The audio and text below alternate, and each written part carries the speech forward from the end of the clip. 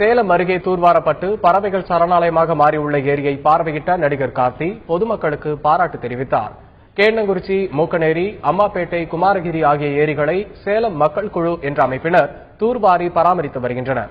தற்போது பறவைகள் சரணாலயமாக காட்சியளிக்கும் இந்த ஏரிகளை பிரபல திரைப்பட நடிகர் கார்த்தி பார்வையிட்டார். பொதுமக்களுடன் இணைந்து செயல்பட்ட தன்னார்வ அமைப்பினரை பாராட்டிய அவர் ஏரியை தொடர்ந்து பாதுகாக்க வேண்டும் என்று கேட்டுக் கொண்டார். பின்னர் எமது செய்தியாளரிடம் பேசிய கார்த்தி, சேலம் மக்கள் குழு மேற்கொண்டுள்ள இந்த முயற்சியை தமிழகம் முழுவதும் விரிவுபடுத்த இருப்பதாக தெரிவித்தார். ஒரு அழகான ஒரு இடமா இருக்கு, அங்க பறவைகள் வருது. இங்கிறது ஒரு ஆச்சரியமான விஷயமா இருக்கு, மேஜிக் மாதிரி இருக்கு. ஆனா அவங்க பண்ணிருக்காங்க. சோ இது எல்லா இடத்துக்கும் எடுத்துட்டு போகணும்.